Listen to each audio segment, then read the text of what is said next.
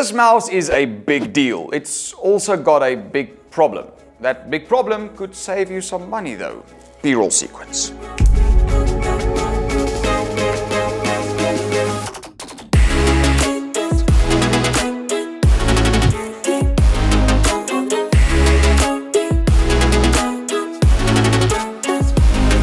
You might remember the MSI Versa Pro Wireless from our Computex coverage as the mouse with so much potential but one pretty obvious flaw. Well, now that we finally got our hands on it, the question is this mouse good enough to let the charger slide?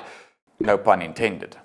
Let's first look at the main feature, the mouse itself. Design-wise, I am a fan. It's a right-handed mouse that's a bit on the bigger side. Sorry lefties, with a very nice RGB accent design on both sides. Personally, I like the ergonomics here.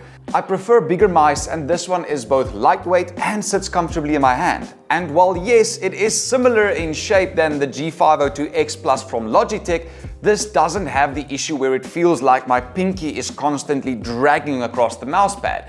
The reason I'm mentioning the G502 is the fact that, well, most of you guys will be directly comparing these two mice with each other to decide which one you're going to buy.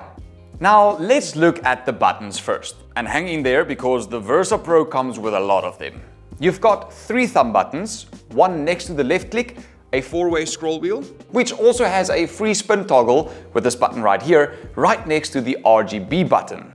And when you flip it over, you guessed it, another button. This one isn't anything interesting though, it just lets you switch the DPI. There's also a switch down here which lets you flip between wireless, Bluetooth and wired or on or off, wired. It's difficult to explain, but you switch it off and then you plug a wire in and then it works. They're also all reprogrammable. How many times am I gonna have to say they're also all reprogrammable? You get the point. It's reprogrammable. It's great. Performance-wise, the mouse can basically do it all, like handling up to 26,000 dpi for those times when you want your cursor to basically be moving at the speed of light. It also got optical switches rather than mechanical ones, which means it should last a lot longer. This is one of those things I think MSI couldn't make up their mind though. When I saw it at Computex, there was a deconstructed view of the mouse, and you could actually see somebody changed it to say mechanical switches with a piece of paper.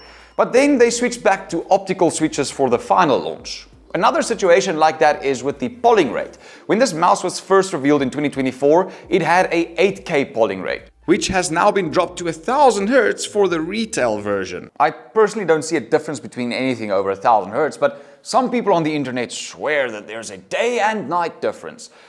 I found it nice and snappy. I could work with it all day, game with it all night. I haven't had a single issue with it. MSI sent me over this one to review about a month and a half ago. They said they're gonna have to take it back to send to the next reviewer and I can order a different one from them and they'll make a plan, but I'm gonna be very sad to give this thing back. I've actually gotten used to the awkward charging base. It's called the Mouse Dock Pro and it's a QI wireless charging dock with smart charging features that has the same RGB design as the mouse and looks pretty nice sitting on your desk. It connects over USB Type-C and also works as a USB extension with a little space for the receiver right there, which lets you keep it nice and close to the mouse to cut down on interference. But it slides off. The mouse sometimes just doesn't magnetically connect appropriately. It just hangs in there. It's just all weird and a little bit annoying. But honestly, I didn't actually notice it that much. When the MSI guy came and he asked me, hey, so how's the mouse doing? I was like, oh, I forgot about the fact that this little docking station was annoying. So that's a good thing. I like the fact that I can put the mouse on charge whenever I'm busy with something else, and the battery basically lasts a week and a half as well. So if I forget to put it on charge, it's not annoying. It is annoying though that I first thought one thing about the tech and then when I actually used it, it's not as annoying as I thought it would be. I apologize for all of you guys that were misled by my first opinion. That's just something that actually does happen in tech sometimes. When you get the first model to review and then you get the actual production model, they do differ, and that's a good thing. Sometimes they listen to us when we review things. Moving on. One thing that is really cool about this mouse is this little puck. which is a nice design feature I think MSI added, because not everybody wants the very expensive add-on of the wireless charging mouse. So they can just replace it with a normal plastic puck, and then you have a wire charging mouse. Still detachable by wire, but you just don't have to buy the docking station. And like I said in the beginning of this video, the docking station is the only thing that's actually a drawback on this mouse. So if you want to save a buck or two, just get this version that doesn't come with the docking station. Just charging via cable like a normal person does.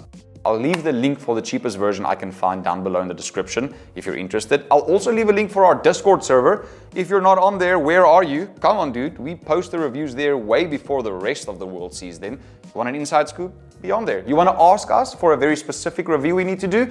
Please do ask us. We'll organize. I'll make a few phone calls. Hey, Trump, can you send over a Tesla? Oh no, I'm not friends with Elon anymore. What? I'm just kidding. I can't call Trump.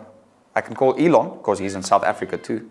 He doesn't like us anymore. I don't know why. Anyways, I love you guys. You guys are great. You make this possible. And every one of you guys who subscribe make it possible for us to increase the quality of the content we produce. So thank you very much for being part of the journey. I really appreciate it. This really is a good mouse. I can highly recommend it. If you're looking for a good work and gaming mouse with all of the features you'd like, a sleek design style, nice and lightweight, and fits very well in your hand, I'll rate this a 9.2 out of 10. That's very high for a WeDoTech score. I'll see you guys in the next one. This was Stefan. We spend the money, sometimes waste it, so you don't have to.